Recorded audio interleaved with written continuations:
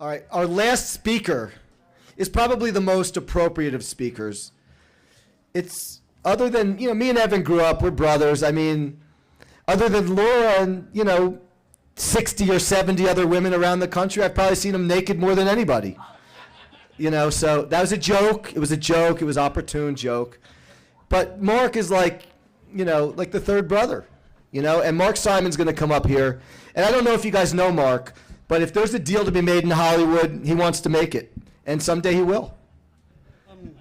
Somehow I dropped the ball and wasn't prepared.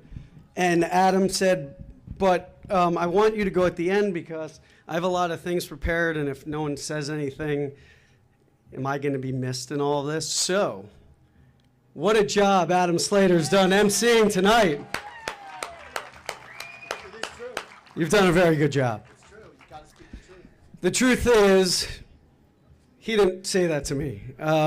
He looked out for me because I did drop the ball and hadn't prepared.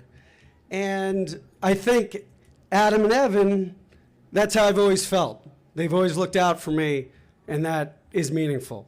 I'm going to start with a quick story. And my goal is to keep it short, sweet, and set the tone for the rest of this weekend. So I told this story at Evan's 40th birthday. Evan gave me a hand-me-down, which was this sweatshirt that was a hoodie with the sleeves cut off. And he gave it to me like in June when I was in 7th grade. There was a crazy heat wave. And it was the day before I was graduating junior high. But I was so excited that Evan gave me his hoodie that I went to my last day of school when it was 102 degrees with my hoodie. And I sweated, and it was uncomfortable. But I was so happy that I got to wear my cousin Evan's hoodie. True story. So growing up in the camp years, they gave me good advice. It was pretty much go try to have fun, be the best athlete, and I tried my best. Then in high school, it's some good things, some bad things. Like I realized, don't go to New York by yourself and get mugged. Thank you, Evan. Don't go to New York with a bunch of friends and pretend you're like really tough and get in a melee with 30 people and get your face kicked in. I didn't do any of those things. That was good advice. And there were good things. Study hard. Get into a good college. Yeah.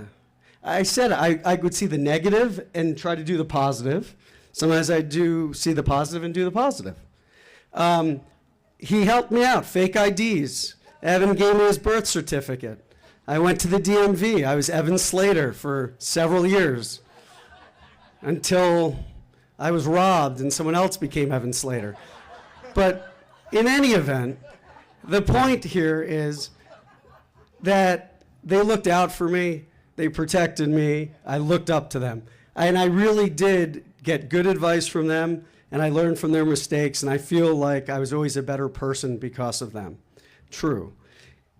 In the order of keeping this short and sweet, the one, I would say, hold on, the one thing I've always noticed about Evan that is so touching, and I've learned in knowing Laura that I think she comes from this exact same place, is when Evan plans something and when Laura's part of it, they are so careful and caring about how everyone else is feeling.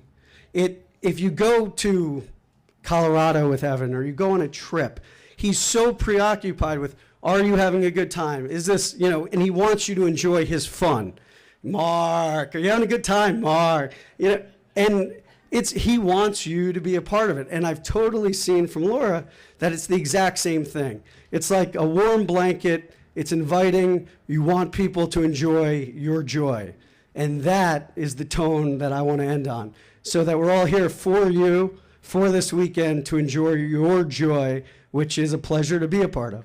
So on that note, let's party. Yeah.